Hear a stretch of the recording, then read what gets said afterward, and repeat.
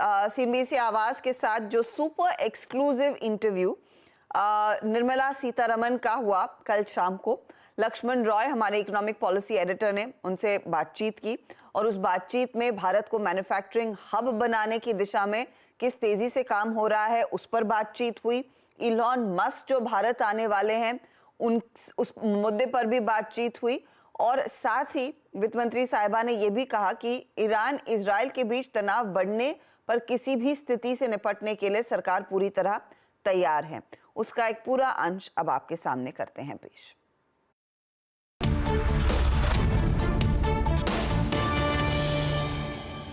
तो 10 साल सरकार में रहने के बाद पीएलआई स्कीम अलग अलग सेक्टर में आया, काफी कोशिश की गई निवेशकों को लाने के लिए। अब हम कह रहे हैं कि ग्लोबल मैन्युफैक्चरिंग हब बनाएंगे।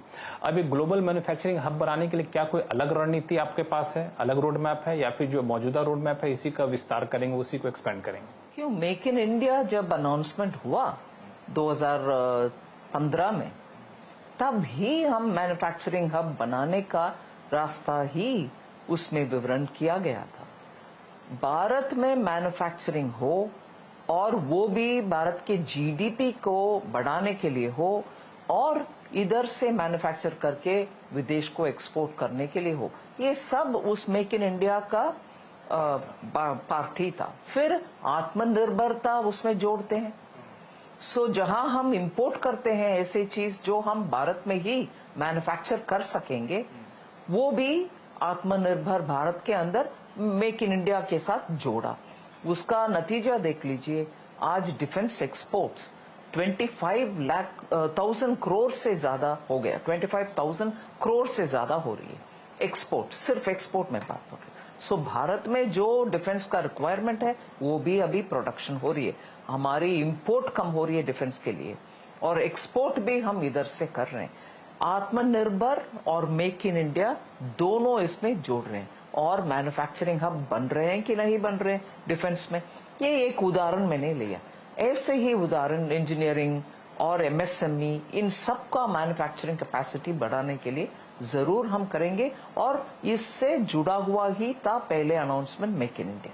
तो इसमें यह माना जाए कि एलन मस्क जैसे उद्योगपति का आना, निवेशक का आना एक इसमें और एडिशन करेगा? जरूर, हम तो वेलकम करते हैं कि प्लीज सब इधर भारत में आकर मैन्युफैक्चरिंग करिए, क्योंकि वातावरण इधर अनुकूल है, हमारे युवा अच्छा क्वालिफाइड स्किल्ड भी है, वो कंट्रीब्यूट कर सकते हैं और सस्ते में भारत में सब फैसिलिटी मिलता है। इसीलिए हम तो खुलेआम सबको इनवाइट कर रहे हैं, please come and manufacture in India. कुछ आप शेयर कर सकेंगे कि एलन मस्क का यहाँ पे इन्वेस्टमेंट को किस तरीके से आप देख रही हैं?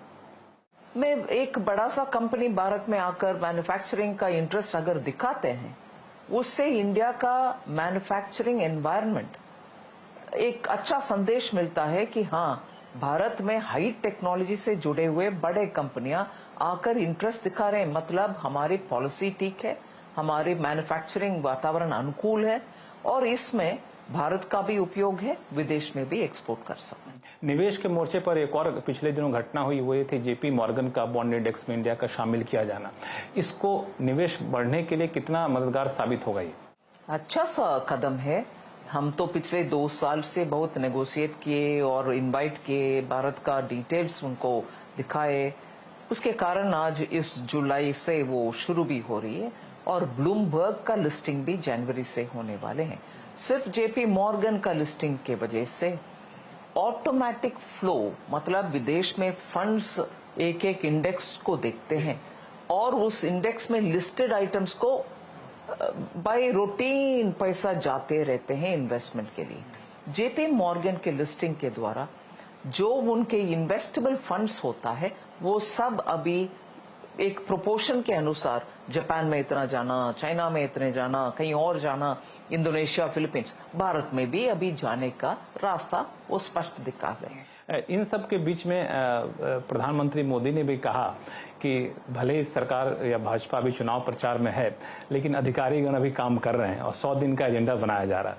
तो ये 100 दिन का एजेंडा बनाने के पीछे क्या मकसद है? चूंकि तो अभी चुनाव प्रचार में सरकार बनेगी, फिर आएंगे, तो ये क्या बजट की तैयारी है या फिर आगे का रोड मैप अभी से बनाना चाहते हैं? आगे का रोड मैप तो हमारे संकल्प पत्र में 5 साल के लिए क्या कर रहे हैं, और ये 5 साल के लिए जो भी कर रहे हैं वो 2047 को मन में रखते हुए इस 5 साल का रास्ता हम दिखा रहे हैं। उसमें से भी जो 100 कदम हम पहले 100 डेज में, इतने सारे कदम ये फर्स्ट 100 डेज में जो कर पाएंगे उसका नक्शा रेडी हो रही है, जिससे जैसे प्रधानमंत्री जी ने, मुझे याद है आरबीआई का फंक्शन में जब हम सब बैठे थे उधर क्लियरली बोले कि आप सबके पास तो टाइम है, आप भी काम करिए। शपथ ग्रहण होने के तुरंत बाद हम एकदम काम में जुट जाएंगे। ये बयान काफी चर्चा में रहा, चूंकि आरबीआई को कहा जा रहा था। नहीं, सिर्फ आरबीआई के नहीं, जहां मेरा समझ है उस इवेंट में आरबीआई के उस फंक्शन में पूरे इंडस्ट्री से, बिजनेस से, बैंक से जुड़े हुए बहुत सारे वरिष्ठ ऑडियंस में थे और आरबीआई भी थे। सो सबको ये कहा आपके हाथ में तो टाइम होगा, मैं तो कैंपेन में हूं, आप रेडी रहिए। तो लोगों ने ये कयास लाया कि फाइनेंशियल मोर्चे पे कोई बड़ा ऐलान करने वाले हैं सरकार में आते के साथ ही। खैर, इन सब के अलावा अभी 2-4 घटनाएं हुई हैं जो थोड़ा सा डिस्टर्बिंग है, जैसे इजराइल ईरान का संघर्ष, उससे निवेशक भी उस पर काफी पैनिक में रिएक्ट किए हैं।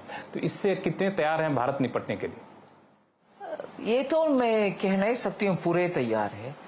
जैसे वो डेवलप होते आएगा वैसे हम भी इधर जितने कदम उठाना है उसके अनुसार भारत के हित में वो हम लेने के लिए हर तैयारी कर रहे हैं। जैसे कोविड के बाद क्रूड प्राइसेस का गिरावट हुई, फिर ऊपर चढ़ने लगा, फिर ये सैंक्शन के विषय आने के बाद भी भारत के हित में रशिया से हमने क्रूड इंपोर्ट करना शुरू किया। वैसे ही मैं मानती हूँ हर ऐसे चैलेंज में हम हमारे हित में क्या करना है, कब करना है, इसके ऊपर अध्ययन करके सभी डिपार्टमेंट के बिठा करके निर्णय लेते हैं। डेफिनेटली इसमें भी हम अलर्ट रहेंगे।